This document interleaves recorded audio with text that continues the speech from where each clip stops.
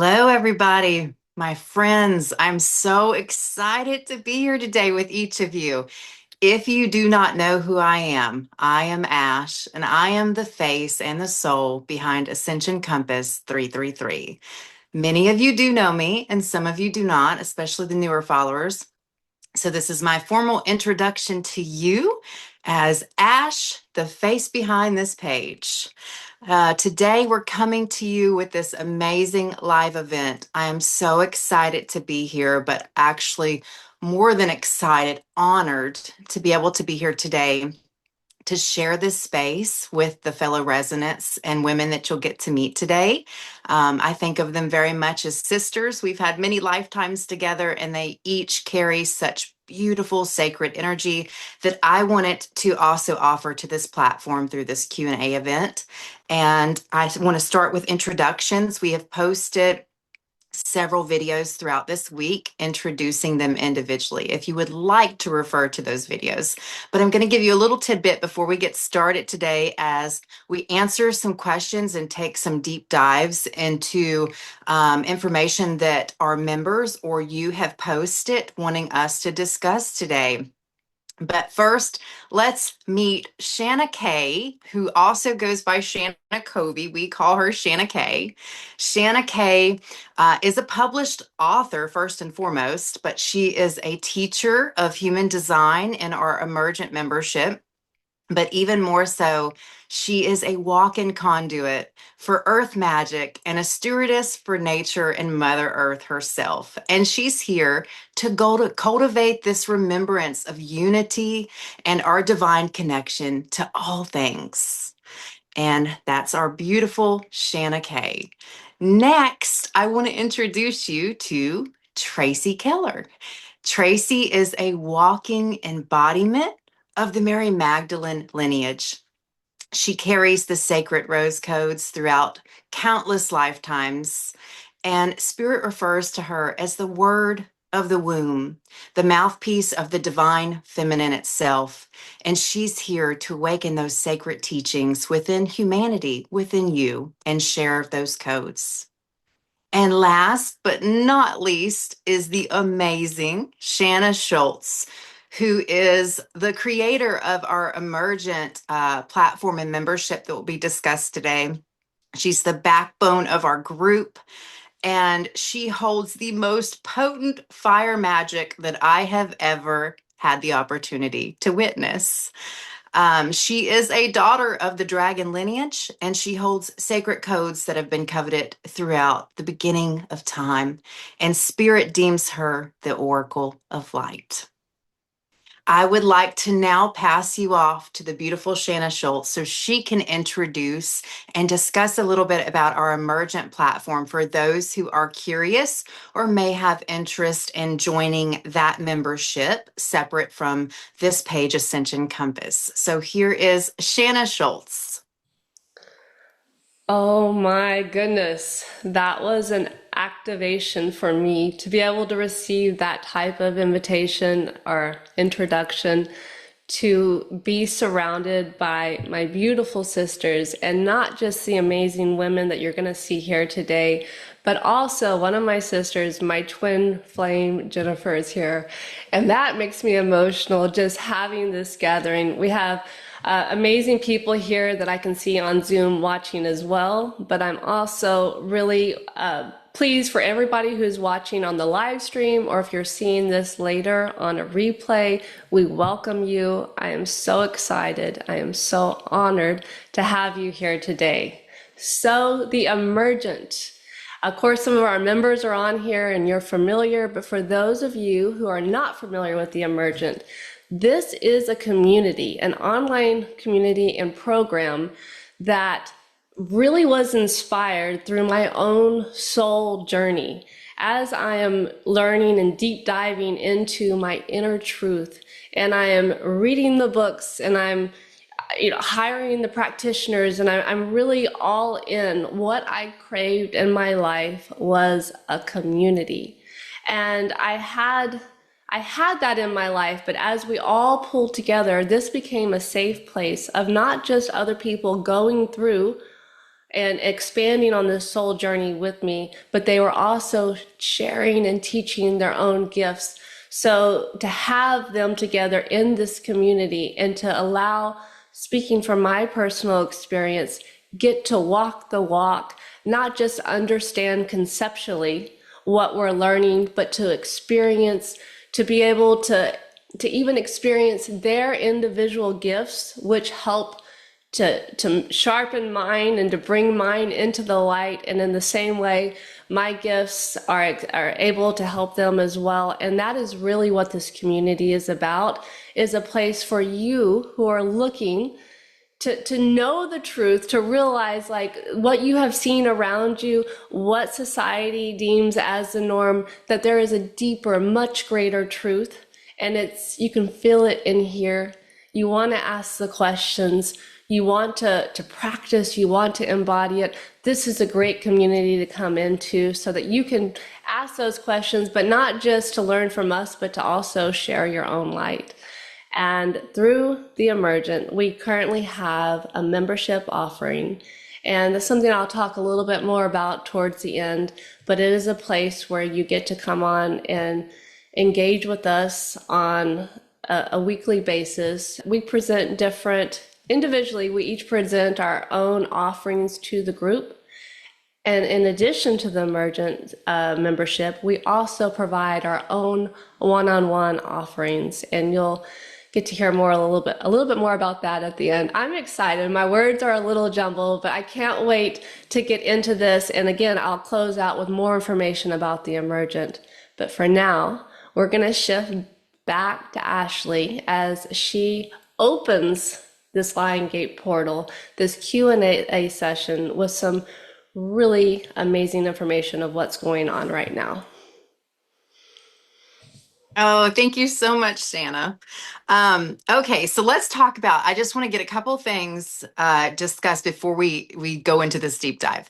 So the first thing is, for those of you who are not familiar with who I am or what I do, I work with clients one-on-one, and I do somatic and energetic practices. And my gifting allows me to see into the higher realms, the energetics behind the individual, as well as the energetics behind what's happening during ascension. So I get this firsthand peek into the unseen worlds, and that is where I bring my information and my energetic updates to you on the Ascension Compass page. So everything is firsthand experienced and seen by me, rather through my sessions or just communion with spirit. So as we go into today's information, that is where that information will be coming from, is directly from my spirit guides, my light teams, and my one-on-one sessions in the recent weeks. Okay. And the next thing I want to talk about is just introducing the Lion's Gate in general. Like, what is that? Someone may ask, well, what exactly is it? The Lion's Gate portal, you can think of it as an opening or a stream that, when the Sirius star system aligns with Earth, it allows for specific energies from the Sirius star system to enter our Earth, our energy fields, and affect us in a greater way. Now, this normally opens or begins happening in the last couple days of July, sometimes July 28th, sometimes July 26th, and this will run until August 12th. So it's this beautiful corridor. What the peak of the Lion's Gate is on 8/8, and that is when we consider the energies the most potent. Now, when we refer to the Sirius star system, we're talking about a large group of beings, galactic beings. Some of the ones that are most commonly known are the Lyrans, the Sirians, and the Cetaceans. And so I want to kind of kick off just a little bit. If you follow me on my page or in our membership, I've discussed, and this is when the corridor first began opening, that the Syrian star seeds, particularly the Cetaceans, were receiving this beautiful stream of coded frequency. And it was very much sound frequency, and that they were intaking into their bodies, and they were becoming sound chambers for the sacred frequency from the cetaceans and sharing that beautiful energy out with the collective and the grid system. Okay, so again, the focus was connecting with the Syrian star system, the Syrian star seeds, and that was the first phase that I witnessed when the corridor or Lion's Gate first opened. Now we have this amazing transition that I got to witness just a couple days ago. And this one is, it does have a particular focus on the Lyran star seeds. However, I want to state that this is being felt and affecting all of you in the collective, not just the Syrians or Lyrans or Syrian star seeds at that. So everyone's feeling this, everyone's getting to partake in this beautiful energy if they so choose. But it is felt more profoundly and more deeply within these particular star seeds because they are the first ones to receive. So think of them as the, if you think of circles within circles, Shanna Schulze, I'm mentioning your circles. Okay, the first layer of circles, or the first layer of this ripple, is going to be these Syrian star seeds, the cetacean star seeds, and then these Lyrans. Okay, so right now the focus is on these beautiful Lyrans who will then ripple this energy out. So I want to tell you a little bit about what I got to witness in an actual session the other day. And this was shown to me as an actual portal opening from the Sirius star system. And in that portal stepped forward who I refer to as the Great Lion. Now, you might say, who is the great lion? Just as when we are here on earth and we think of source and God, the Lyrans have their own ideology of that. They have this beautiful great lion who is very much like their source energy on that side. And with great honor, this being stepped forward in session the other day. And as he was in this portal that had opened, he let out the most profound roar. And I could see that roar turn into, very much like the cetaceans the other day, a frequency that was then projected into this energetic corridor and entering straight in to the heart space of the Lyran star seeds who are incarnated now. So that was absolute magic. And why is this happening? This is happening because it is almost like a waking of from a sleep, a slumber for these beautiful souls. So when these frequencies are now hitting their heart space, all of a sudden it's reconnecting them back to their power center, and it's wiping away the illusion that has created distortion or kept them, let's say, disconnected from their missions, their soul missions, and their soul paths. So this frequency is coming in. This is not a typical Lionsgate portal. This is nothing like I've seen before. They're coming in and they mean business right now. So this is huge. Now, I want to kind of connect this because as we go in today, our goal is to answer these questions that have been submitted for us. So before I go any farther, I want to make the connection to the questions that will tie in to the information I'm fixing to go into. And the very first question is, what can we expect from this 8-8 portal? This was the submitted question. So the first thing I want to say is, what can we expect is this magnificent unveiling of you. This is a reconnection directly to your higher self, to your heart space, to your mission, to your power. So these energies that are coming in, this frequency is specifically going after, and this is working through multiple layers. And again, this is something that normally would have taken us lifetimes of shadow work to work through, lifetimes of lessons to work through. But these energies are coming in and they're doing it in weeks, in months. They're stripping away all the way. If you think about your subtle bodies, we have 7 of those, and 4 of them, one of the ones that are in focus right now, are ones that we have deeply stored, these empowering beliefs, patterns, and thoughts from other lifetimes, from this lifetime. Some of them we've even inherited and carried over. So this energy is coming through, and it's not only working with the physical body and the mind, it is going deeply into multiple layers of your being, into four other subtle bodies. Now, these particular bodies are going to be the mental body, the etheric, the celestial, and the mental. Okay, so let's talk a little bit about that. These particular bodies, what each of them does or holds within it, and how this energy is working with those particular bodies. So, first, we'll talk about our mental body. Of course, that's going to hold our belief systems and those deeply rooted patterns and beliefs that we have believed about ourselves, none of which is true. This is that illusory belief system that this energy is coming in and saying, this is no more. This is not your truth. And this has left you disempowered. So it needs to go away.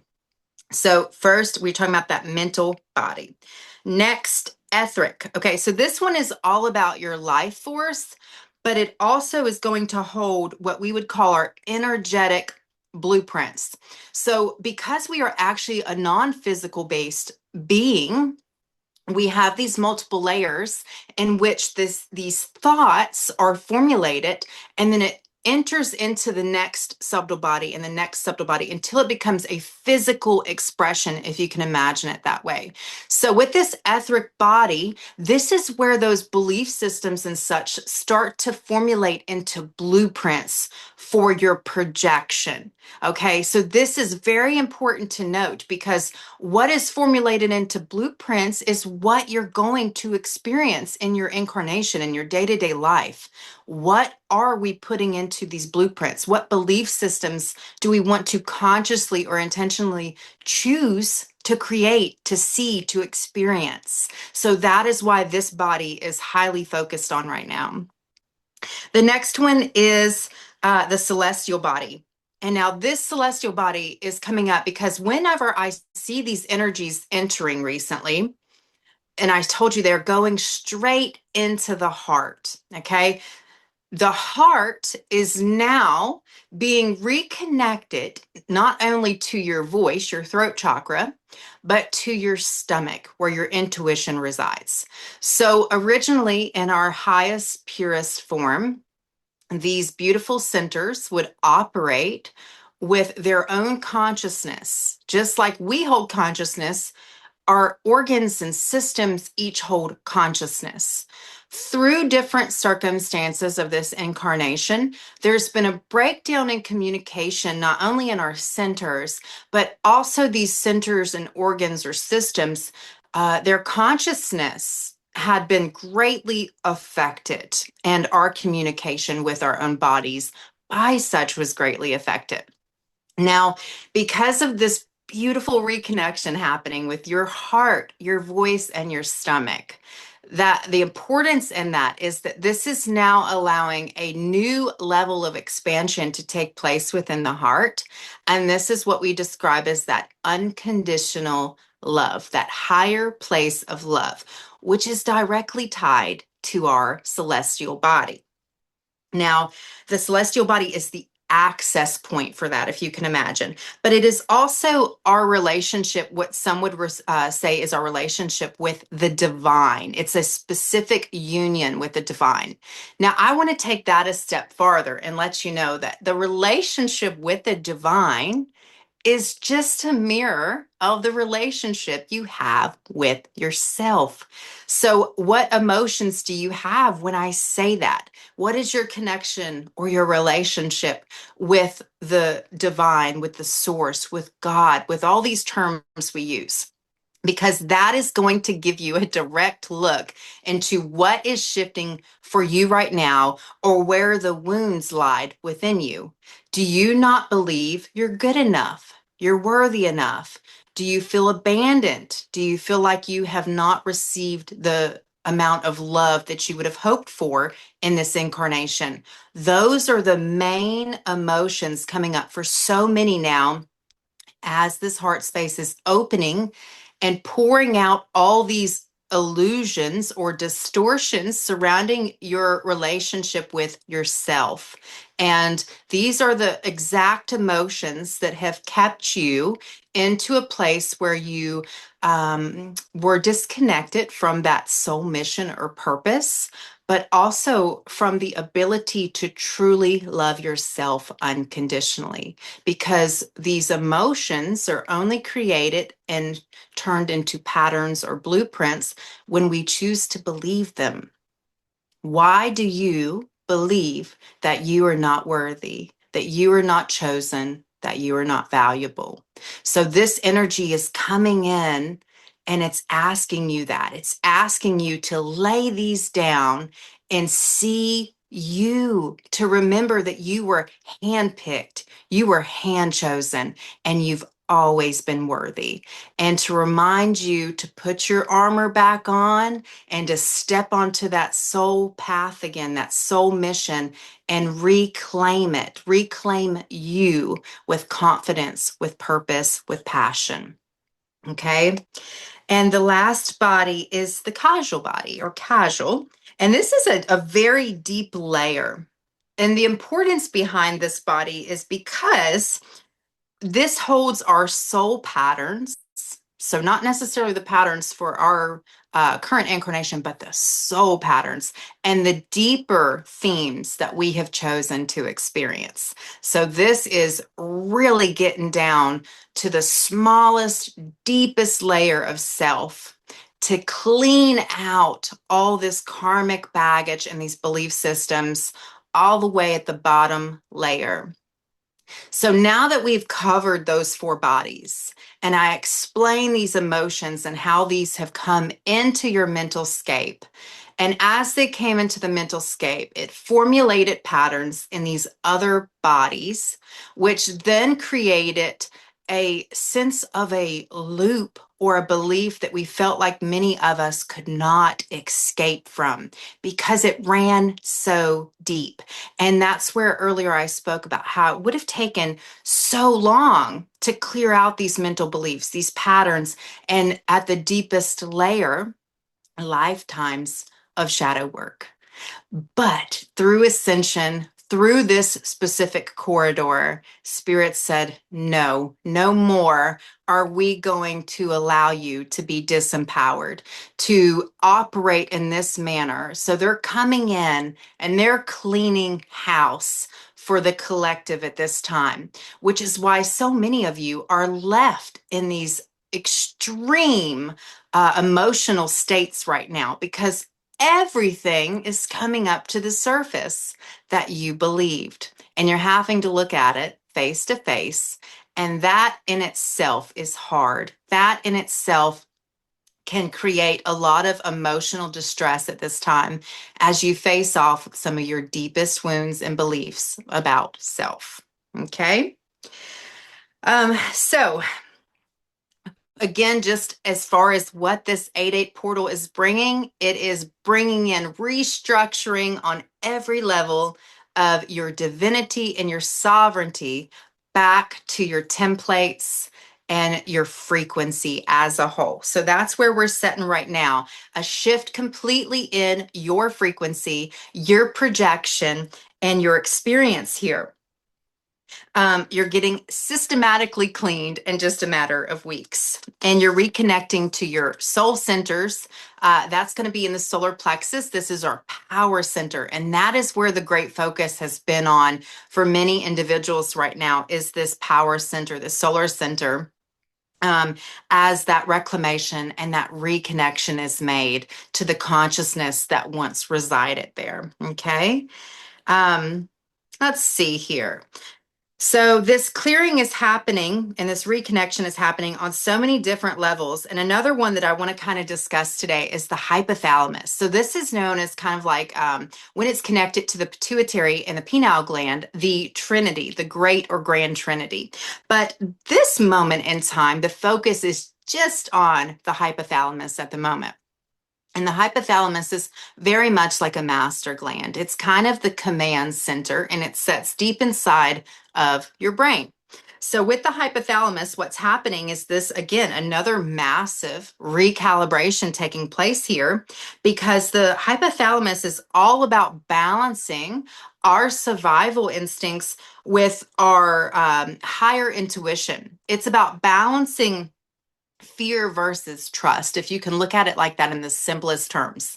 And I've spoke a lot about this on my Ascension Compass page, and that's kind of where humanity has been locked into for so long. We've been locked into survival. We have been disconnected because of fear-based programming from our higher intuition, from trusting ourselves. And that's where this corridor is coming in and saying, you've got to get back in communication and connection with yourselves because that is how you leave fear behind. That is how you get back on your path and go after your mission and remember your purpose when you can trust yourself. Because if you cannot trust yourself, you cannot then trust the divine. You cannot trust your purpose. And then you project that energy out, and you can no longer trust life, the circumstances, individuals, whatever it may be. Okay. And spirit is saying no more to the fear in the survival programs, no more disconnection. We are now reconnecting to our true self, our higher awareness. And this is going to shift our entire collective into a new state of being when we no longer are seeking anything outside of us, but we are going inward and allowing ourselves to lean into that guidance, that inner guidance and our intuition, like we did so long ago before the fall in consciousness. So, because of these different things, I do want to just go over this really quickly with this 8-8 portal, the hypothalamus, the reconnections happening at the voice and the stomach. There's a lot of sensations that are being felt around that. And some of the more common ones at this moment that I want to discuss, particularly with the head, with the hypothalamus, is this ongoing ear pressure, head and sinus pressure. Notice that's like it's setting right behind the eyes at the sinuses. It's being felt in the jaw and the teeth, in the back of the neck. It feels like a pulling sensation because of the hypothalamus setting so deeply in the center of the brain here. Those sensations are very much highlighted right now. The next one is the voice. So, as this heart space is being reconnected to the voice and that consciousness is coming back online, it is now pushing out any imbalance or distortion. So, many of you can feel sensations within the throat recently that could have felt like a tightness or globus or even a sore sensation. And this is because of distorted blueprints leaving surrounding being heard, withholding your emotions or your voice, or a wound around sharing your voice, not feeling safe to be heard or speak your truth. The next one is going to be the heart space. So, again, this energy is directly coming in and streaming into the heart. So, what does that mean? The heart, now that it's asked to integrate and receive these higher energies, is taking these in and having to recalibrate to the heightened energies. So sometimes that can create issues or sensations, rather, of heart palpitations or rapid heart rates or interesting sensations around the heart center. Okay. And then last would be our stomach. This has been a huge focus because a lot of us, that's where our intuition and our emotions set. So as these energies have been coming in and that reconnection and consciousness is coming back online for the stomach, a lot of those emotions of vulnerability, of not feeling worthy enough, not feeling good enough, were all held within your stomach. So now that energy too has to resurface and leave, but that is creating a lot of in depth sensations within our digestive system including changes in your bowel movements, nausea, lack of appetite, or stomach discomfort and bloating at this time. You have to remember energy, these emotions themselves are energy first. And energy, as it is moving and recirculating, is going to be felt physically. And that it's okay to experience sensations as these shifts in our ascension take place. Okay. And then one of the last things I want to cover before we actually drop into the number two question is the absolute magic and feel good that I got to witness the other day in one of these sessions that connects to this great lion and these beautiful Lyran star seeds. So I was explaining to this individual, this client, that as this portal or gateway is now open, for many of you, you can think of it as Spirit showed me. If we could open a door to heaven for one day and we could go access heaven and be with those that we loved in that moment, that is the energy behind this particular gateway or portal at this time. Because your loved ones, for these Lyrans, these Syrians, these Cetaceans, for all those at this Sirius star system in general, are very aware of what you are traversing at this time and how monumental and deep it is and how much it is creating all these emotions and hardships within the physical mind, the body at this time. So, more than ever, your soul or galactic families are using this corridor, this window to step through and surround each of you, and I'm talking by the dozens. When I got to witness this the other day, I couldn't even count how many of her galactic family were stepping through, surrounding her, pouring into her the energy, frequencies, and love that was needed for her soul at this time to step through what she's walking through, to help share and carry this energy for her. And it was absolutely breathtaking and beautiful. And I want to share that for each of you all as well, because I want to remind you, you are not alone. You have so much divine support from your family and from your soul light teams, your angels, as they know exactly what you need right now.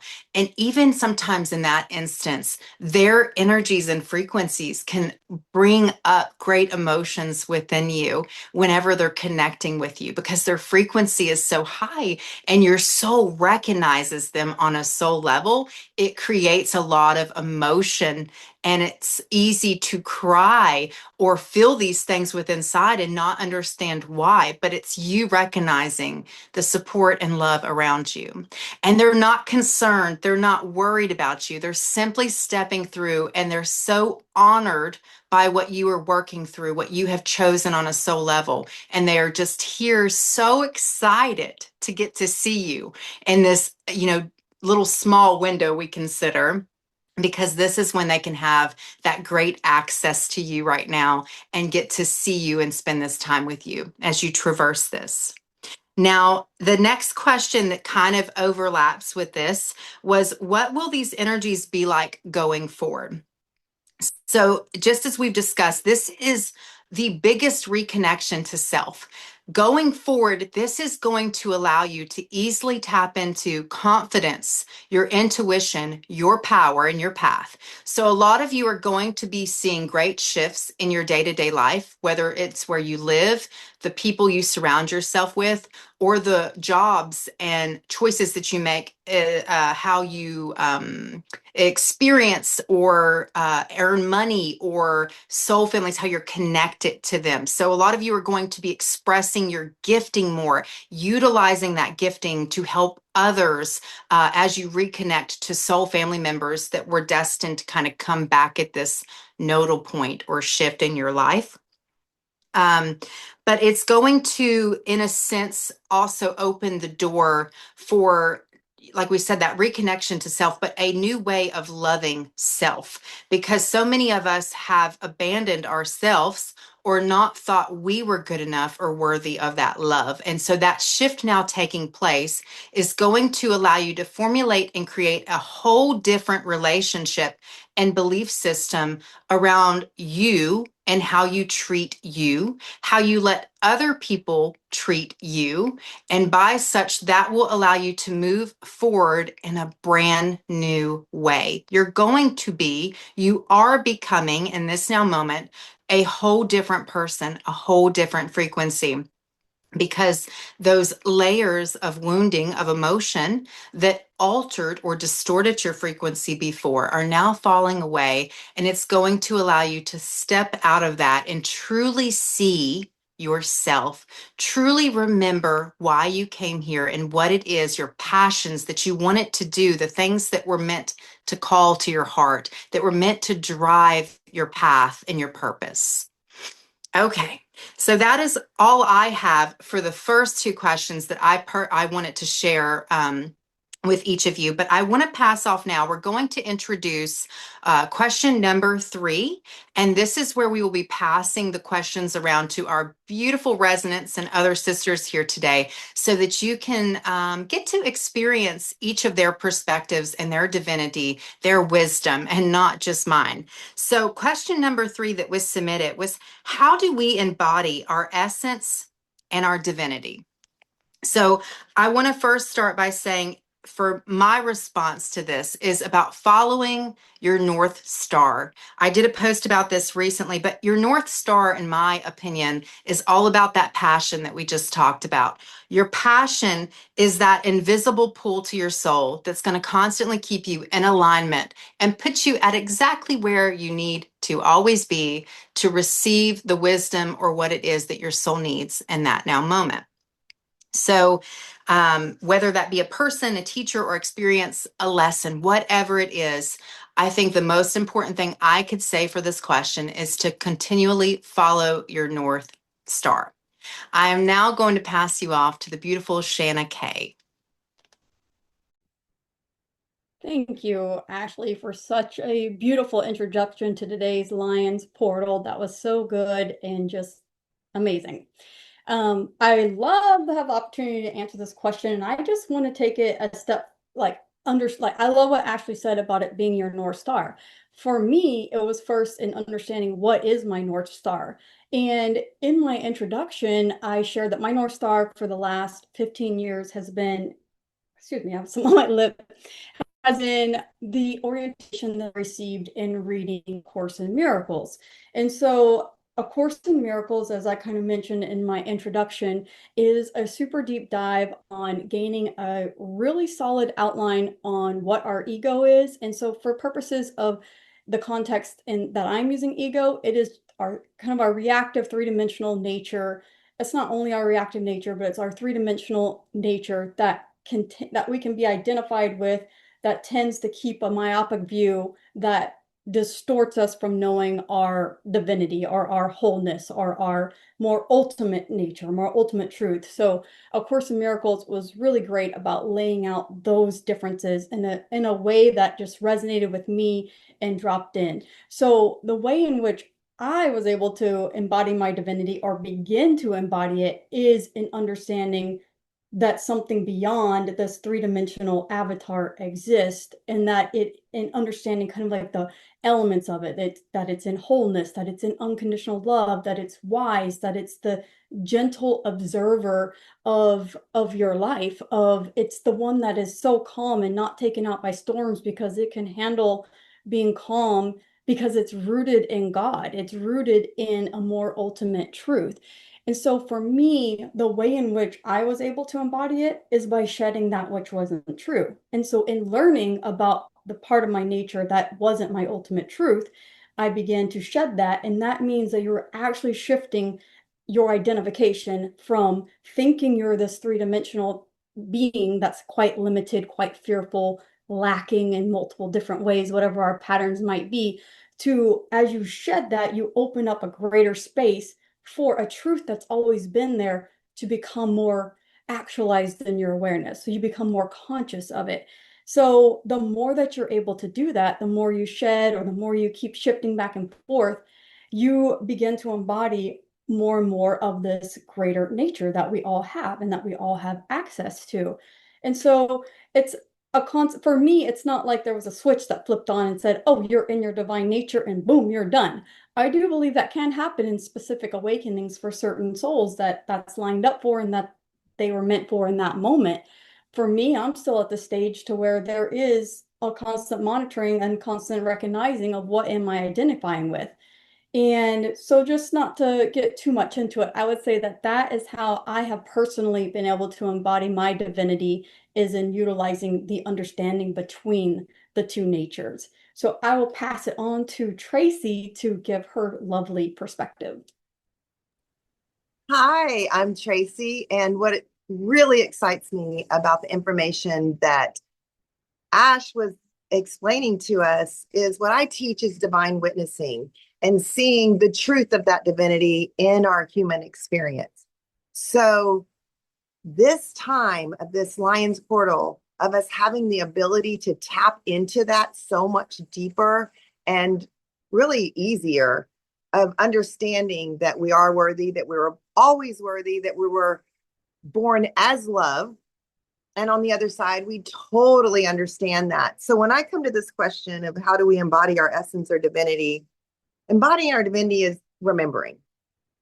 And I believe that this Lion's Portal is a true opportunity to tap into remembering the truth of who we are. It's not just remembering, it's living from that place of remembering. So our essence existed before the identities, kind of what Shanna Kay was saying. So before the roles, the accomplishments, the wounds, the defenses, relationships, all of that, that underneath it, there was something else. That's our awareness, our presence, our love. The divine is actually expressing itself through this particular unique human experience. So we don't necessarily, in my experience, need to become that essence.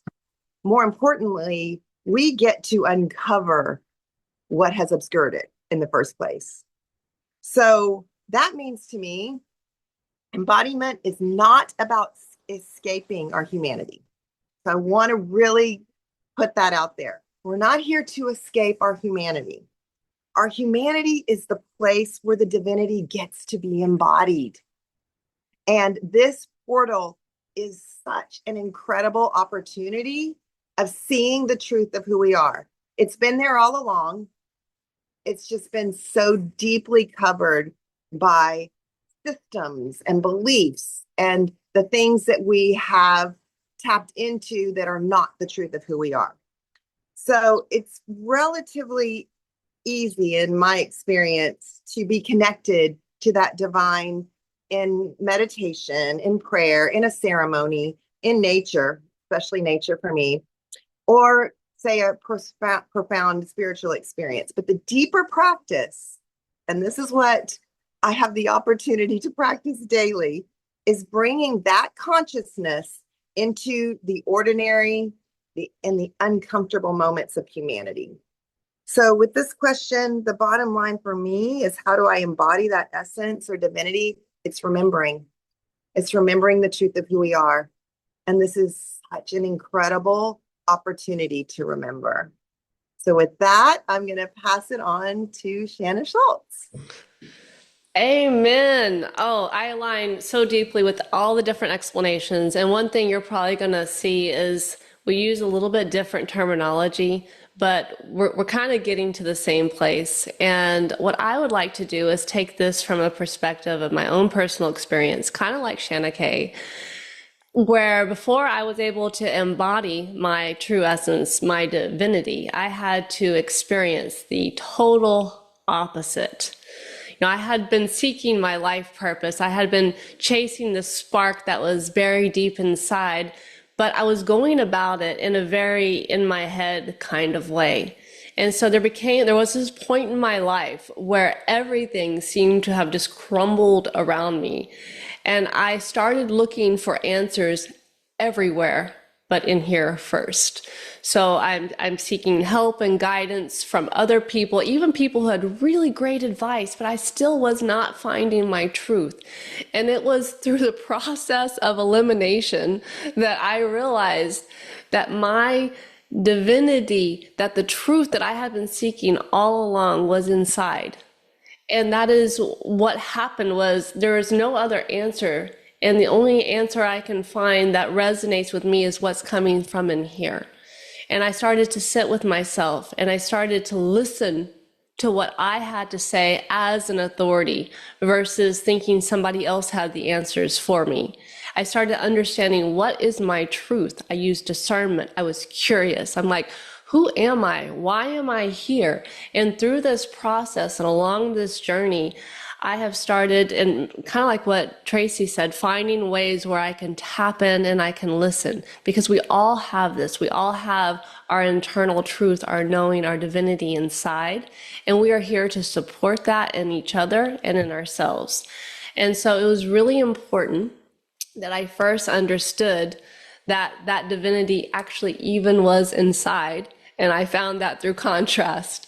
However, once I started on that journey, it was really important for me to understand what inspired me, what sparked that flame into just this raging fire. And I use these types of terminology because I'm a fire element, but that to me, my North Star is just huge flaming fire. And that is my excitement in life. That is my inspiration in life. And it took me even years after starting this journey to realize that embodiment was following what inspired me. And by doing that, it allowed me to lean into what I call flow. And you've probably heard this term quite a bit, to where we're stepping out of our head. Yeah, we have plans. Yes, we have obligations and responsibilities, not asking you to drop those, but take time each day to be able to experience the creativity. And when you do that, you're going to start tapping into flow, because that is, as a creator, you're going to start creating the unexpected. You're going to allow the universe to just shock and wow you beyond your wildest dreams. And so for me, after identifying it, it was then leaning into my inspirations and starting to break away from the you should and we, it's what we're supposed to do. And I started leaning more into what lights my soul. And that has really helped me to embody my essence, my divinity, so much more. All right, Ashley, you got another question? Okay, so question number 4 that was submitted says, how do we find peace in uncertainty? And I think a lot of people ask this question, especially on the ascension journey, because when you start your ascension, everything seems to flip upside down. Just like Shanna Schulze had said a while ago, we learn through contrast. That's exactly what happens. So all these things start falling apart seemingly, and your life goes through these massive shifts, and everything feels so uncertain. But my message to you and the answer to this question today would be to first remember that nothing is truly uncertain. For our stories are always written by us in the stars before we ever come into this incarnation, and that we must learn to surrender to that trust that we have our higher selves coordinating all of these events and these things for us, and that they have such a better ability to do that than we do with our human minds. So if we can just get out of the way and let our journeys unfold, it'll allow for us to have an even better outcome than we could have ever imagined, because there is no creation in worry. Life is meant to be an adventure, and we just muddy the waters and make it harder when we pretend that we can control every outcome. So remember that nothing is truly uncertain. Your higher self will always have your highest good in mine, and that your journey is set up for just that. If you will allow it and pass the reins to spirit, you will get to witness how easily and less uneventful, so to speak, less stressful your life becomes when you just let yourself be held and allow spirit and your higher self to carry you through into that flow state, just like Shanna Schulze had described. All right, Shanna Kay. All right. I love that Ashley started from the perspective of when your journey starts to kind of get flipped upside down, because I didn't come from that perspective at all. I was looking at it from you're in your journey and you need the reminder. So that's kind of neat that we are taking two different approaches. So I'm thinking about it as you have this foundation, but then when you get caught into the uncertainty, you're forgetting about your foundation. So I'm coming from the perspective of remembering your foundation, coming back to it, and remembering that in a spiritual sense, that true peace, the peace that passes all understanding, is beyond circumstances. Whereas uncertainty means we're getting wrapped up in the circumstances that are happening and we're outsourcing our own power to those circumstances. So this is a foundation, like come back to your foundation, or if you need to build your foundation in faith, in trust, in courage, which also goes back to things that Ashley was speaking of regarding the 8-8 portal, of cleaning up some of those templates to come back in, living from our own intuition, trusting life and moving from it. So I look at it as bringing a context to your life that this group here is already on a spiritual journey, likely on an advanced spiritual journey. So to remember that your role as a light worker is to quote unquote be the host to the highest, meaning you get to anchor a space. When you walk into a room, you get to anchor it. And when anchoring it, you're remembering your foundation and you're rooting into it. And so if there is quote unquote uncertainty in the world or in your personal life or where it might be, if you can bring in a context of being the light worker, you can consciously anchor into a greater foundation of peace, and you're going to radiate that out, and you're actually going to change the dynamics of the circumstances around you. So that was my answer to this question. I will pass it on to Tracey.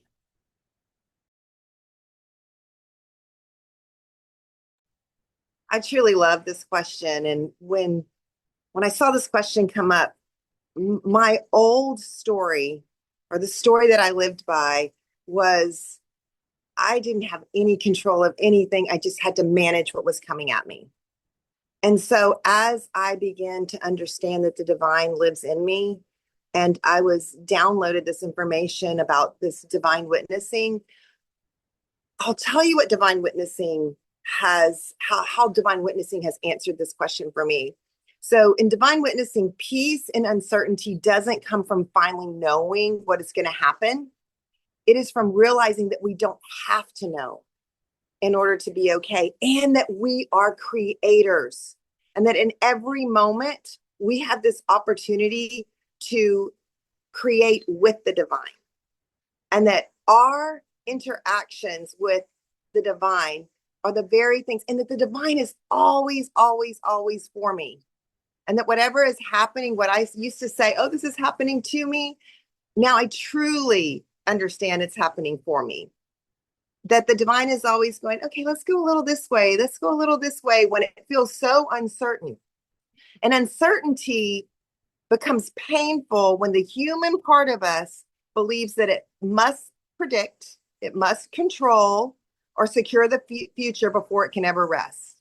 But when I start asking, instead of what's going to happen, what's going to happen if I make the wrong choice? What if this doesn't work out? My new question that puts me back on course in uncertainty is, can I be present with what is here without demanding that this moment tell me what happens next? Because I have watched over and over the divine show up in the most magical ways, especially when things did not go as what I thought in my mind they needed to be going. And so that question begins to change everything. When I witness myself and I don't shame that part of me that wants certainty, but instead I just begin to notice. And when I notice that, okay, there's fear here, there's a part of me trying to protect me, no shame, but then remembering that over and over, I have this incredible opportunity to connect with the divine, be focused, and welcome in the love that I know is in me, and trust that the next thing that shows up is the exact thing that keeps me on this beautiful life course. So rather than fixing that part, I get to love it while refusing to let it become the narrator of my future. So the biggest part for me of this question is remembering that I am creating with the divine, and then trusting the flow of life, trusting the love that is within me, trusting that life was going to show up in the most beautiful way. And when I begin to believe that the beauty is there, and a lot of times it is simply just flipping my perspective. One moment I'm seeing it this way, and I'm actually I'm collapsing all the quantum fields of anything good, because I'm so focused that of all the fear-based programming. When I can release the fear-based programming, remember the love that is within me, that is when I begin to create from the truth of who I really am. And again, in that moment, there's no shame. We are here to experience this human avatar and to feel and to maneuver through these things. So there's no shame, but taking that deep breath, connecting with the breath, and remembering that I'm in love, that I am love, and then creating out of that space, everything turns. So I just encourage you to know, just to remember, go back to remembering who you are, go back to remembering that you are love and you are loved. You are loved and you are loved. And through that, the most beautiful creations will come out of this uncertainty. And that brings back the peace. And sometimes it's just like moving further out and seeing this all from a different perspective and knowing it's going to be okay. Taking that moment into the next breath we take. So know that you are loved and that you are loved. And out of those two aspects, you will create peace out of chaos. And now I'm going to send you on to Shanna Schulze.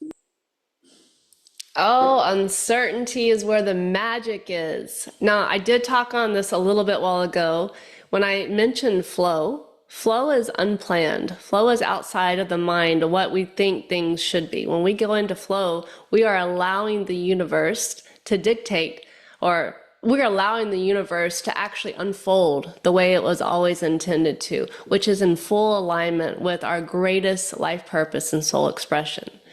Now, I want to take this back to something that you may be able to relate to.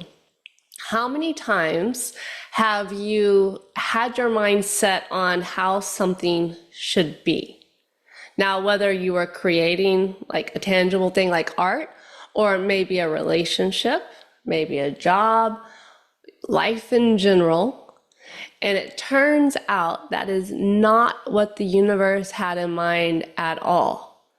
And when you look back in this beautiful thing called hindsight, you can go, whew, I am so glad that I did not get my way, that I was not able to, that it didn't happen the way that I thought it should, because now I can see. So often we can see so much clearer when we look in hindsight at how we are actually held, how we are actually taken care of. And so part of this is really leaning into trust. And like Tracey just said, remembering who you are. And as Ashley said, like, we are held, the universe has things under, I want to say under control. That's not the term I'm looking for. What she said a while ago is there is no uncertainty, because our highest expression at a soul level knows what they're doing. And we trust and we lean into that. That is when, like I said a while ago, the universe will surprise you beyond your wildest dreams. So some of my very best experiences came from it going not at all the way that I intended it to. So step out of your mind and lean back into flow. All right, Ashley, back to you. Oh, those were such phenomenal answers. Yes, Shanna Schulze. All the times that I could personally say that same thing, especially as a younger person back in the day, I would have been horrified if some of the things that I really thought I wanted in those moments would have been what was created. Okay, moving on to question number 5, guys. Why do certain emotions stay with us for years, and how can we release or transmute them? Now, this is actually going to reconnect back into what we were discussing this morning about the subtle bodies and the emotions. It is very important to remember that everything starts with a thought, an emotion, a belief. And depending on our lenses or our traumas, these things can progress through the body, through deeper layers. They can spread systematically. So if we have an emotion or an experience that comes up, and say, for example, let's just use anger or grief, something happens and it creates that emotion within your being, within your mind. Rather than processing the emotion, we lean into the ego or the human perspective, and we can suppress or repress these emotions. We can blame other people for the experiences or the emotions. And in these situations where the emotion, the experience is not truly felt and processed, which creates then healing when we can process it and heal it. What happens is it becomes what we discussed earlier. It stores within different layers of the body, different organs, depending on the actual emotion. So normally we have our fascia system where this light and energy flows freely through our body and goes through the different systems, giving them the vitality, the frequency, and the light that they need. But when we have these emotions that we cling to because we are so identified with our avatar and our avatar's beliefs. So we say we cannot forgive, we cannot process this, we cannot get past this because it was so hurtful or so painful. Then all of a sudden, that emotion gets stored within that fascia system, the body, and it becomes what we call dead light. It becomes a density, a block for energy can no longer pass through the body as it should. And this, as it takes on a life of its own, it fractures and becomes its own kind of consciousness, its own kind of grief or anger. Then other wounds come in, right? Other events happen in your life and they exacerbate this because now this is a new lens that you've taken on. And so then more energy gets stored. And then that energy begins to spread systematically through your body and create distortion, new distorted frequency imprints, templates, structures, etc. And so the question being is, why do these stay with us for years? Because you have not processed it. You have not truly healed it. You have not truly stepped outside of it from a different perspective to recognize, just as Tracey had mentioned a while ago, that can you be okay? Can you accept this situation from a different perspective? Because ultimately, by holding to it, clinging to it, you are only creating your own suffering. Okay. And how do we do that? How can we release and transmute this?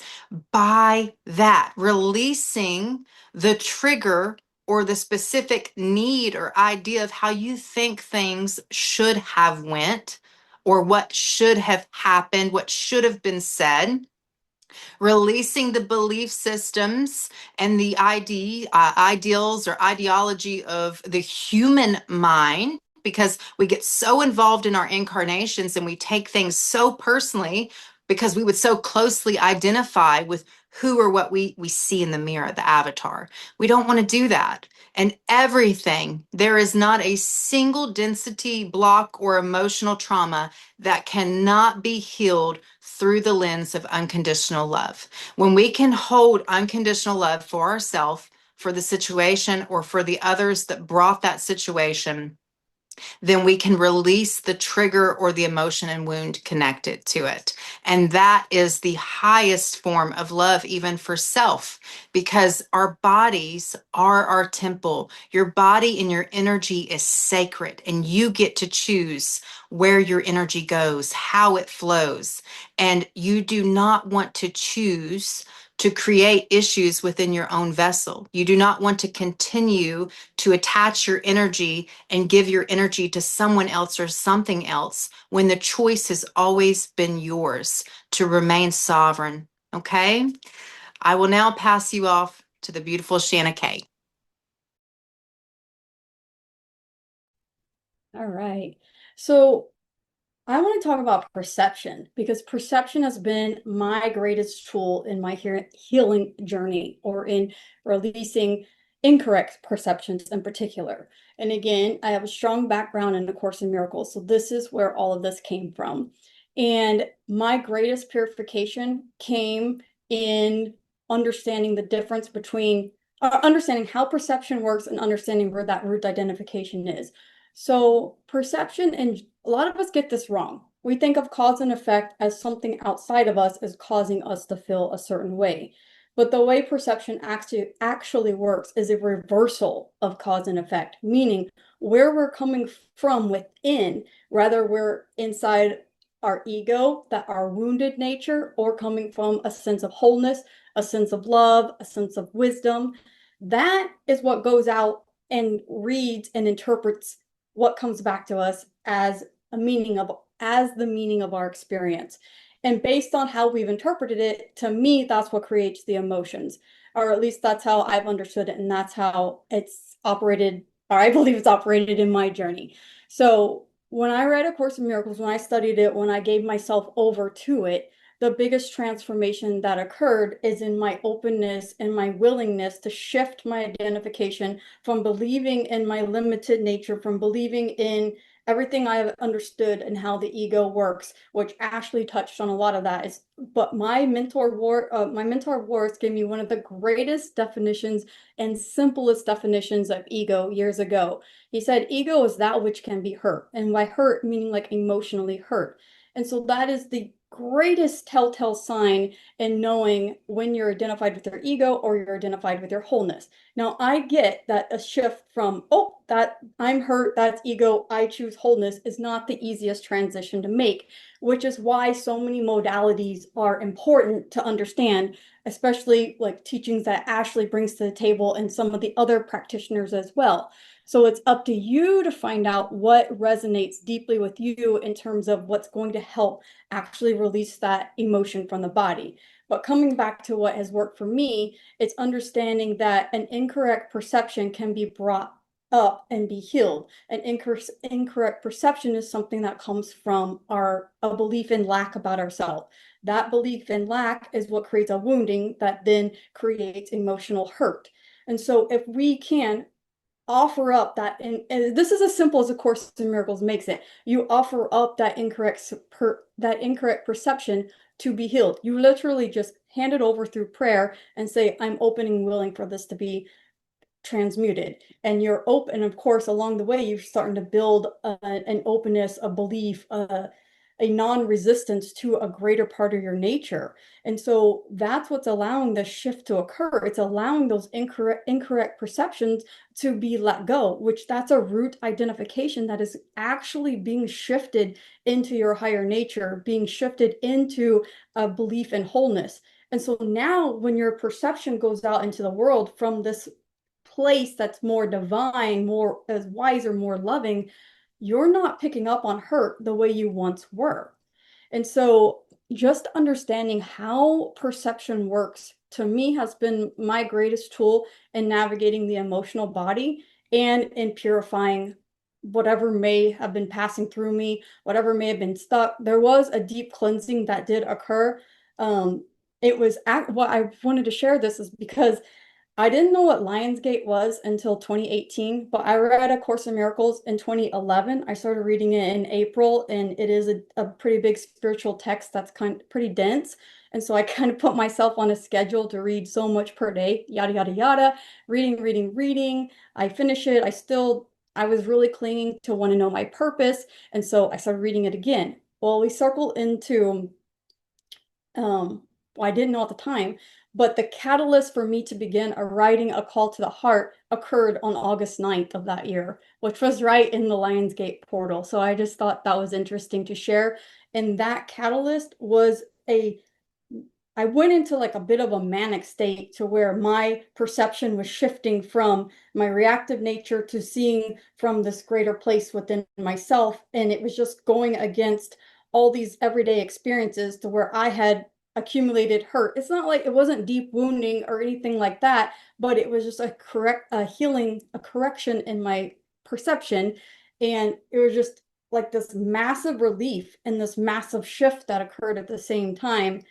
And so that's what I offer you is understanding how perception works, understanding where you're rooted, where you're identified in your own perception, and utilizing that tool as well as any others, especially for wounding that maybe it just isn't as easy to apply a perception to it for it to change, or if you're dealing with ancestral healing, which I don't know that I have dealt with that, or at least not consciously. So I do understand there are definitely lots of modalities that can be offered. It's a matter of your resonance, which will guide you on what will work best. But the one sentence answer to this question is we haven't brought the incorrect perception that created the hurt to light and forgiven it. That is my single sentence answer to that question. All right, I'll pass it to Tracey. So I love the very end that part that you were just saying, because from a divine witnessing perspective, I wouldn't begin by asking, how do I get rid of this emotion?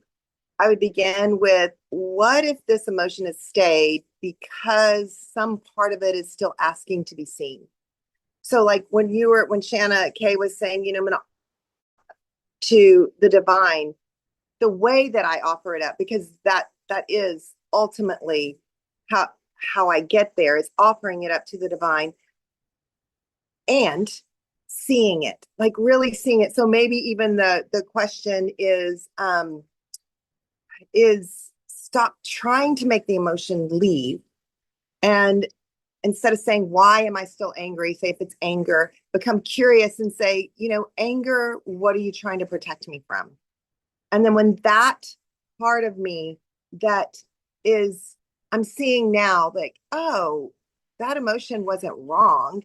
It was really trying to do its job. It was really trying to protect me. So in my work, I even go into grief or anger or whatever of shame, and become the shame and allow the shame to speak back to me. Like, shame, what are you trying to protect me? And shame's like, well, look, I don't want you to look bad. I'm just trying to hold you in this place where, you can be seen in the light. And then you give your attention to this conversation to shame of like, I appreciate you. I love you for what you've been trying to do, and I'm okay. And then when we can see the emotion, speak to the emotion, and witness it with that divine part in us, then it actually has the permission to leave. So again, it's like that shadow work where we don't just dismiss it. For years, when I started going into the spirituality side of things, oh, I have to be spiritual. I have to look a certain way, and push down. And then you lose your total humanity. And then that's when you blow up. And then the shame comes back because you're like, see, you thought you were on this great spiritual path, and there you are just blowing up at everyone, instead of going, wow, you were really trying to protect me, and seeing it and speaking to the emotion and allowing it to truly be witnessed, allowing it to truly be loved. So very similar to these other two answers. It's just in the perspective, or what works for you. For me, sometimes I have to step back and really speak to that emotion and allow it to be seen, allow it to be felt. And sometimes that's so uncomfortable. And that's where, we get on the phone, or we watch another show, or we start to scroll because we don't really want to be with the emotion. So the emotion, again, just like the question is saying, is like, why do they stay with us? For me, the simple answer is because we've never witnessed them. We've never allowed them to be. If we can just go, you're welcome, come in, I'm going to hold you, I'm going to be with you, I'm going to love you. And then the emotion can finally go, okay, I'm done. Well, that's my perspective. Very similar, just a different way of handling it in a way that's really worked in my own life. Shanna Schulze? As you can see here, there are a lot of ways that you can identify the trapped emotions. There's some really great explanations here explaining why they're there. For me personally, it's just because I believe them, even if it wasn't consciously, because there are certain times where I'm like, I'm okay. I'm okay. That actually didn't bother me at all. And then years go by and now these emotions are coming up and it's like, oh, it did bother me. When you have that feeling of like, I'm okay, don't worry about me, I'm fine, I'm tough, I can get through this. Sometimes what that means is we're actually just pushing it down so deep that it's not, we don't feel it anymore, but it's still there. And so once I started my own energetic healing practice, that is what a lot of the stuff that came up for me were things that I thought I was totally fine with. And then when I would open that door, then there was like 1,000 other things that came out under it. It's a little bit of an exaggeration, but maybe not really. And so I want to share my personal experience as far as how I transmute energy and how I actually manage the process. So just going back a moment early on, actually during my entire life, I have always felt emotions, not just for my own self, but also I'll pick them up from other people, I'll pick them up from the collective, but I did not understand that. So for me, all the emotions I felt, all the baggage I felt, they were all mine. And sometimes they may be coming through me, but they may be from a past life, they may be an inherited emotion. So me getting into my energetic practice really helped me start understanding like, oh, those feelings actually had nothing to do with me. And the reason why I'm able to identify them and to start bringing up emotions that may not even be my own is because I can help transmute them. I can help with the healing process. So not only can we do this for ourselves, we can do this for others with permission. We can do this for the collective. We do this on a soul level. We do this in a physical level. And so for me, when I first started learning my energetic practice, I had read the emotion code. And the author's name is slipping my mind, but if you look at the emotion code, he has another book called the Body Code. I didn't actually read that one. It was really interesting because he was teaching on how to essentially identify and release emotions through muscle testing. And I don't know if any of you are familiar with that, but that was something I learned when I was a teenager. My mom actually taught it to me. So it was a very technical way to identify, like, I'm going to just use my hands as an example, that if you put your index, your thumb together, and then you use your thumb to pull them apart, and keeping it firm, you can feel that it's firm, then you say yes, it's firm, say no, and it breaks open. And so I started out learning how to identify, wait, is this anger? That's shame.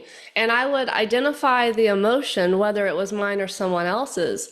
And then the way that he taught in the book, and I'm sharing this because I've actually shifted into my own personal way of doing it, but the way that he would teach to release is just to simply swipe over the meridian. And I just realized I went away from the mic. But as you do that, it may be 3, it may be 5, it may be, when I started, some of them were like 25. I was like, get out of here, get out of here. And not realizing with that mindset like Tracey was, like, I'm done with you. You don't serve me anymore. Take a hike. And in my more recent practice, it's a little bit different, and I'll get into that. Since that practice, and it really started opening up a lot for me, I have found, just like you heard all of the beautiful women here say today, you don't actually have to do the technical release. It can be beautiful for a ritual perspective. It can just kind of help you focus. For me, my hand motions have really gone to envisioning, to where I'm actually holding the energy and I'm looking at it with just love and compassion, and I can sit there and see it, and I feel compassion, I feel love for it. And then I'll sit there and I will imagine as the light comes down and it transmute. It doesn't go away. It doesn't die. I don't put it outside of myself. What I have done is I've taken this lower emotion and I have raised the frequency. So now from a shadow, it has become a light. And then I put it all back over myself again. It's like, come back in here. I love you. And so it's a way for me to witness and to be able to honor it to the extent I'm not trying to get rid of it, is I'm just simply raising it into the light. And at that point, it's a part of me again in the most beautiful way. And so there are times, and this is what made me understand that you don't have to use any hand gestures, where I don't know, I'm sitting around people, I'm at a dinner, a movie theater or something. I'm not wanting to sit here and do like all of this stuff in front of them. It's even happened when I was getting a massage once where I'm like really not able to do it. And I was able to see that process in my mind. And all I'm simply doing, and this is something that has worked really well for me, is I've taken that emotion, even if you can't quite identify it, you know what it is just by the feeling. You take that feeling and you envision it leaving your body, just where it's not like a part of you, and you look at it with compassion, even if you're sitting there not moving at all, and you imagine this beautiful light touching down and essentially crystallizing the shadow until sometimes it explodes in butterflies or actual crystals, and then allow it to just go or allow it to come back in. And you can do that as a visual meditation.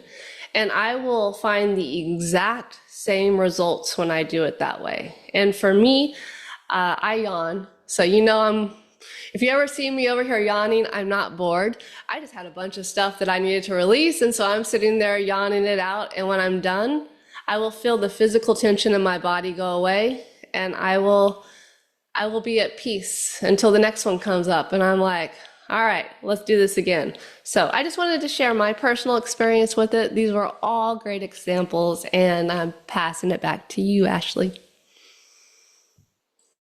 I absolutely loved all those, and how Shanna Schulze was able to go in depth for you guys more about transmutation or alchemization techniques or modalities that she uses personally, and that some of us as well use those. It's really a great way to help you understand how to kind of be in communication with your body and use your ability to move that energy in a real way.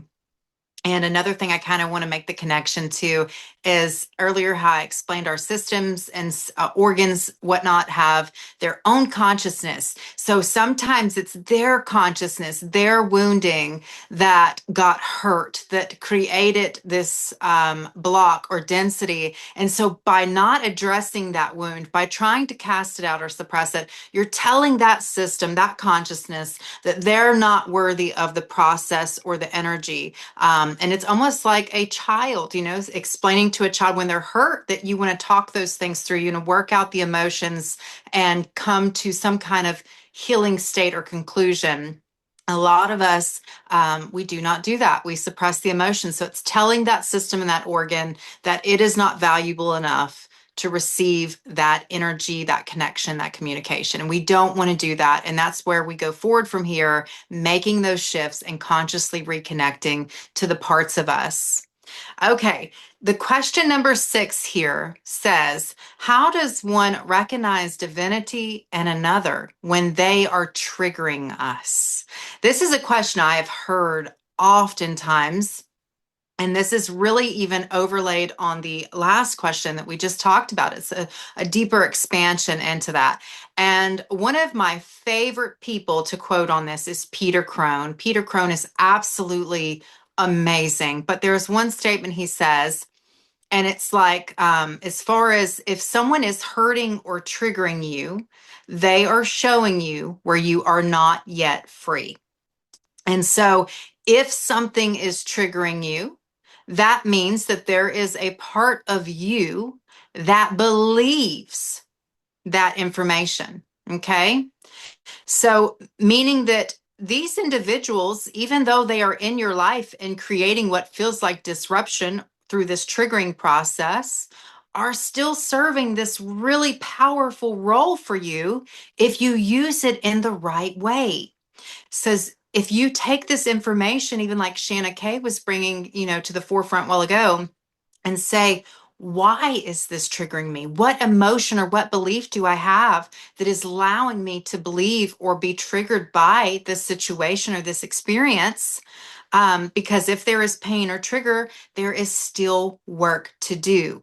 So at that point, this doesn't mean to accept the abuse or choose to subject yourself to any type of suffering at another person's hand, but you can take the situation and you can thank this situation, this opportunity, this person for giving this opportunity to grow and heal, because that's the whole purpose of being here is self mastery. We're all playing roles. We're all wearing masks. This person or experience has showed up to you to show you where you are not free, to allow you to heal, expand, and step into greater awareness of self and others. So rather than looking at it as a hurtful situation or looking at it as something that you don't want to experience, thank that experience, that situation, that person, and utilize it. Utilize it for your growth. Utilize it for the self mastery that you come into this incarnation to attain. All right, Shanna Kay, I'm looking forward to hearing your perspective. All right. Yes, I'm going to echo a lot of what Ashley just said.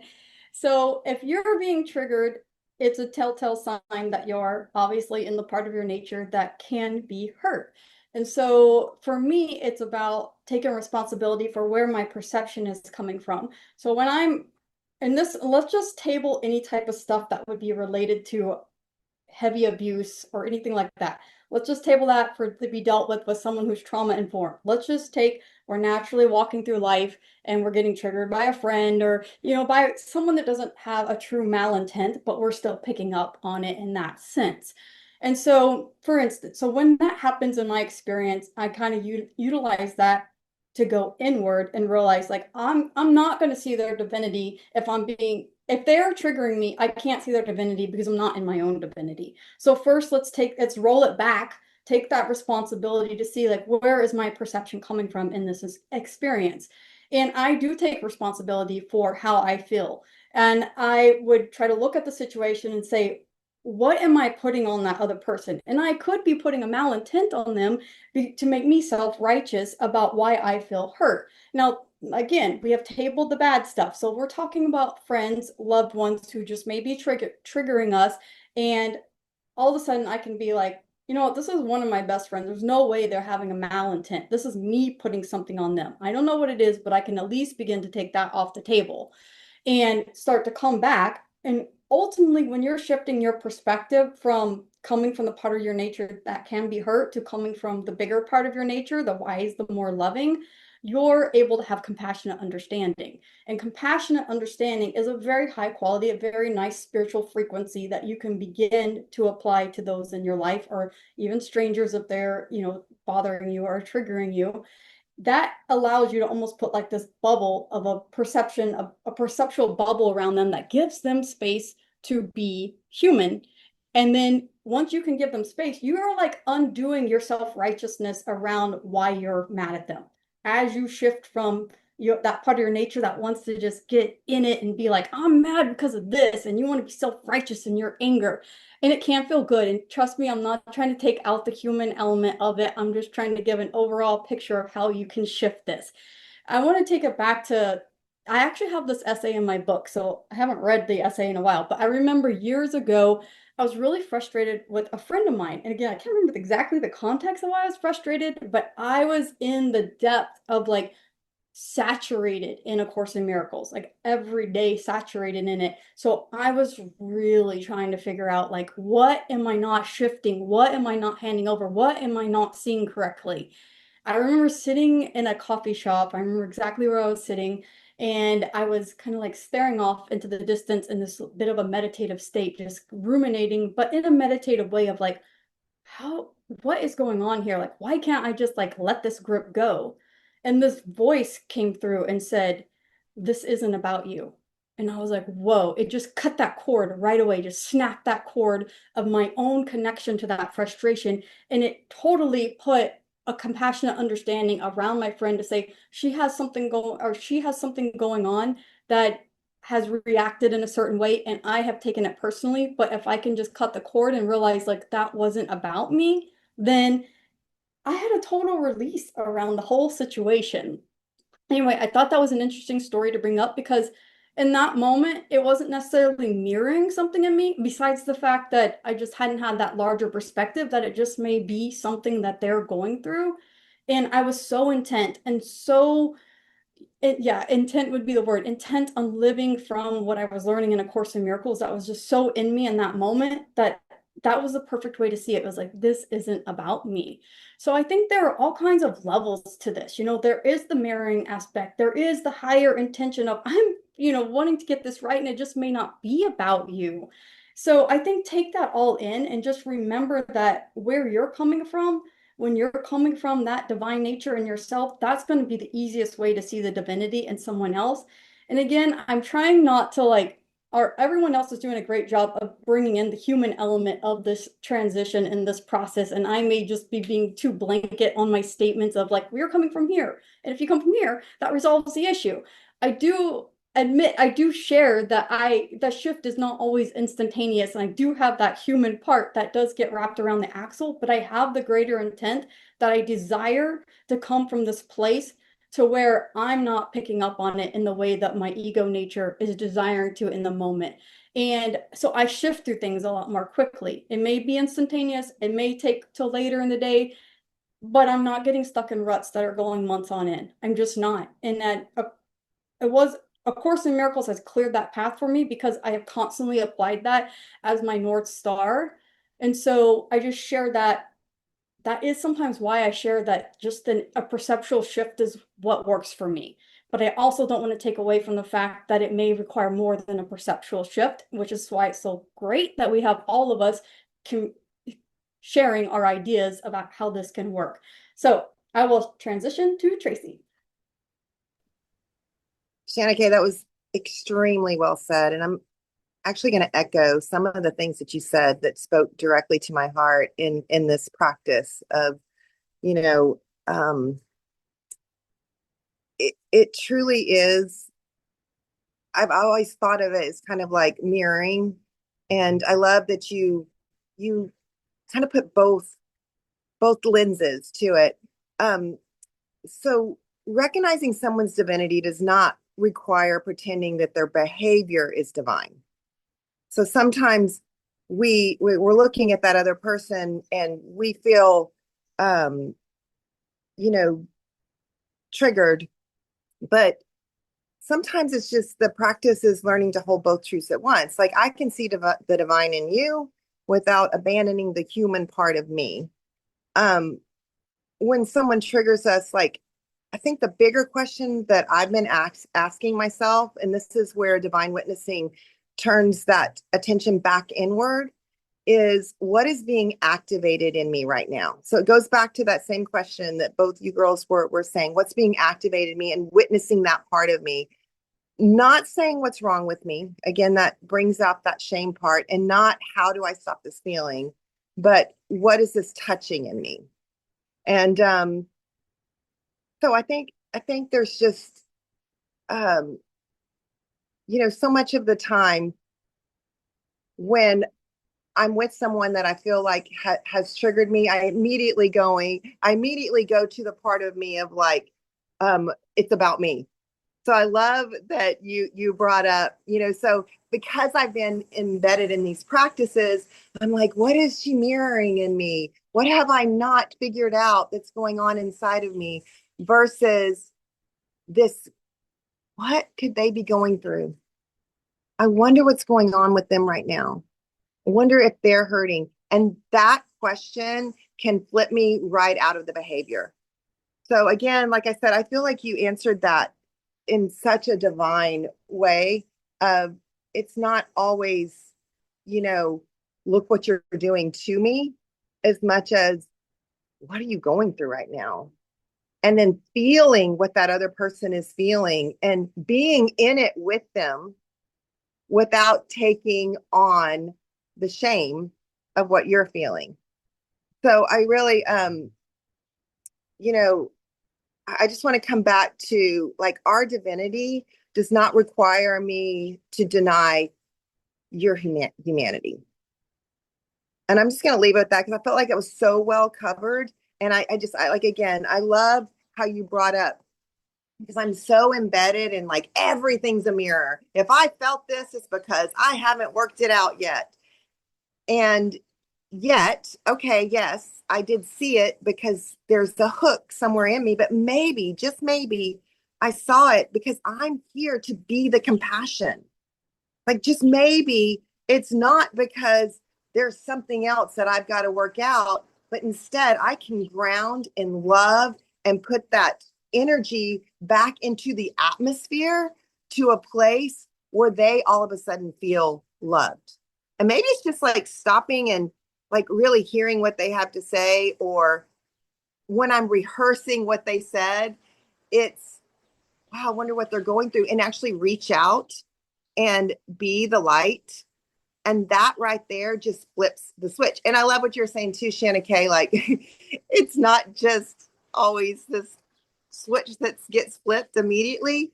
Sometimes it's like, I'm like, look at you go, Tracey, fully in your humanity, taking on all those, all the pain, being the victim, and then going, but you know what? You are feeling your humanity. And then giving myself compassion. And like Shanna Kay said, maybe it's not about me. Maybe it's not the mirror. Maybe it's just that I am here to be the light, and I am here to send out a love and a compassion that that other person can physically feel, because energetically we have this ability to put light into the world that is so much more powerful than we believed. And in those moments, if we can take a moment where we feel triggered and take a deep breath, maybe we react, maybe we get fully into our humanity, and then step back out and put love back into that situation, back into our own hearts, back into compassion for whatever that person said that we were taking on as our own, then we are doing what we have been called to do. We are doing what we came here to do, which is to put light back into the consciousness. And as we individually transmute that own energy in our hearts, we are transmuting the energy of the entire consciousness. And that is how powerful we are. So I love this question. I love both Ash and Shanna Kay, the aspects that you brought up, extremely powerful. And I just want us to remember our own power. And while we're having compassion for that other person that we felt we were triggered by, or that it was about us, that we have that same compassion back for ourselves. That's going to bring us back to that divinity in each and every one of us over and over again. And with that, I'm going to send you on to Shanna Schulze.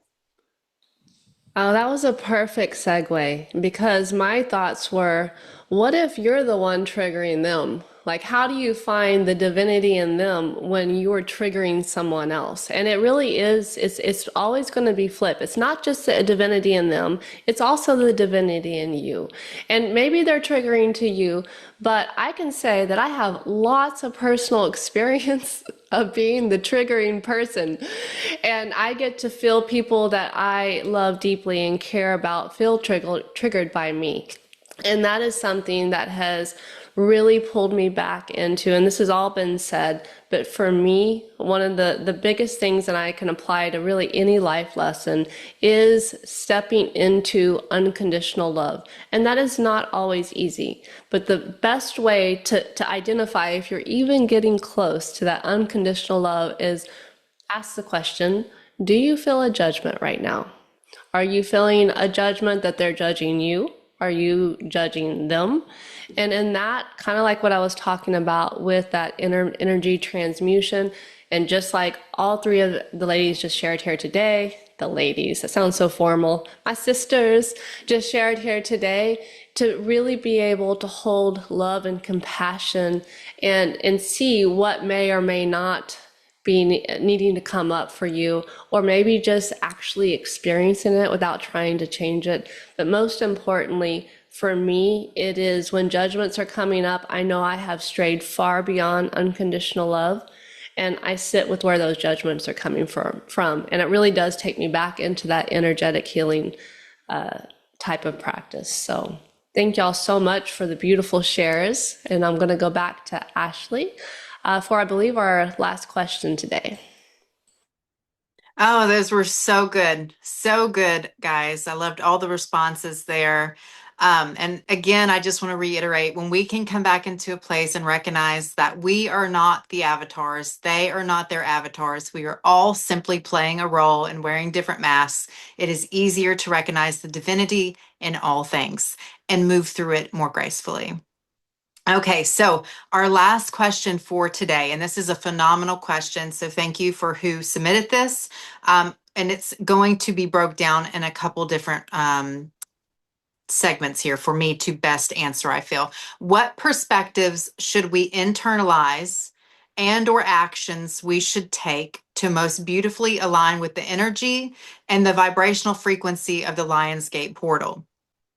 And is there an overall general approach or one more specifically aligned with our sign, month, or birthday? So talking about like astrologically. So the very first part I want to touch on this is what perspectives should we internalize that will help you best align with this Lionsgate portal and the energies or frequencies coming in. And again, it's going to go back to what I said about how this is allowing you to lay down all of these illusions or emotional wounds, but to remember as we're moving into this, through this, that these emotional wounds will feel heavy. Your mind, the things coming up, it can feel or overtake you at this time and feel like the opposite of healing, the opposite of release. So it's very important that as this stuff is coming up for you in your life, whether it's coming up just within your own body or the emotions are being triggered, like we just discussed, by other people or circumstances in your life, for you to let it go. To remember what we're saying today, that it is all intentionally resurfacing, and to keep your eyes on that North Star, that light, knowing that this is very divinely guided, that you don't ruminate or get lost in what's arising, and allow yourself to feel it and lay it back down, okay? Because it's so easy when we're in these transition periods to get consumed by what you're feeling, what you're thinking, by what's happening. And then you lose sight of what's ahead of you. We don't want to do that. So to best move through this and beautifully align with it is to keep coming back to that 0 point, that still point of, I understand why this is happening. And that to remember this is all about making a deeper connection and formulating a deeper unconditional love for self.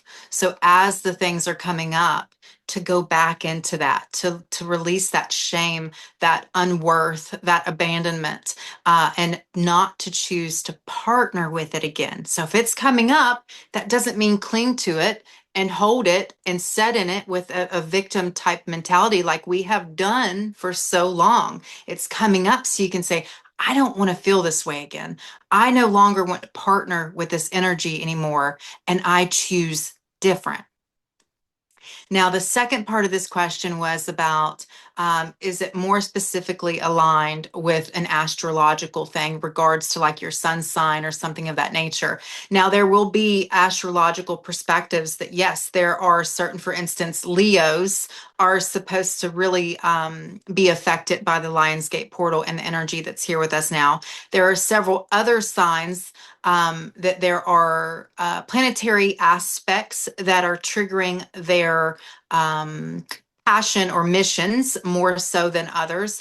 But do I feel like that takes away from the collective, or that we are all experiencing this? Absolutely not. All of you in the collective who wish to make this transition, who are ready to lay down these illusions and these distorted templates, can tap into this ripple that these Syrian and Lyran beings are putting out into the field for you. So yes, it starts with them. Yes, it is highlighted for them because they are the conduits, but it is coming out collectively as we are all united and connected and can choose to utilize this energy, this transition, this portal in the highest and greatest way for our soul evolution, for our evolvement, to get past the things that have kept us in this archaic or distorted fear-based programming, separating us from that ability to truly see ourselves and see others, as we've been discussing today, in that divinity, in that unconditional love. Passing you now to Shanna Kay.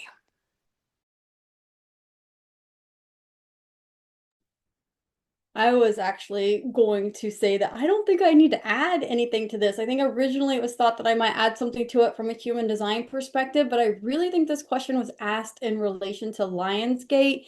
And just for a general information on human design, astrology comes into play in terms of what your design is. So when you figure out your design, and you can go to a free site to do it, it asks for your date of birth, your time of birth, and your place of birth. And that is to pull in the related astrology for that moment when you came to Earth.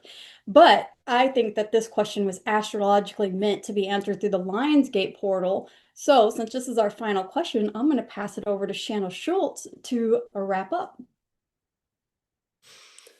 Okay, well, I just want to say one thing about this question. Yes, yes, yes, yes. I'm experiencing all of those things. So as far as what is being felt right now, all the things that Ashley has actually been sharing, and I'm a Sagittarius. I am, talking about it from an astrological sign.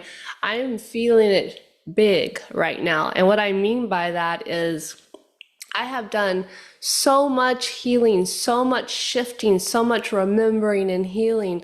But let me just tell you that during this time or any other time, when you are in a good place, that doesn't mean that you're ever done evolving and expanding. What is happening for me right now, and again, you're hearing all of mine on a personal level, is I have old childhood insecurities coming up, old childhood trauma and wounding, things that I thought I was already done processing. And what is happening for me, and the reason why I know they're old, the reason why I know they are not my actual current feelings, is I'm able to look at them from an observational state, going, wow, I am feeling all of this right now, but I don't have the thought behind it. Like, I'm feeling it, but I don't actually feel insecure right now. However, I'm feeling the thoughts of insecurity. So these are a lot of the things that I'm experiencing. And this is where I'm going back and all the things that we talked about here today, applying them with love, with compassion. And yeah, it is not necessarily like, oh, check that box, check that box. I am feeling it. I am going through the emotion. It is not to be bypassed. It is not to be forgotten. And that is, so those are my parting words, is amen to everything that was said here today. I love, love, love getting to hear all the different perspectives, even though I get to experience this on a weekly basis. Every time we get together, it feels like, I don't know, all the stars have aligned. And in this case, thank you, Lionsgate. And I really just want to close out with, once again, reminding you that our program is from the Emergent. We do have our membership if you're wanting to join to listen to these types of group discussions. We do them individually. We do them as a Q&A format as we've done here today. And this is a place for you to be able to ask your questions, to learn, and having the support of not just one person, but all four of us on there, as well as the other members that are on there that may have their insights they want to offer.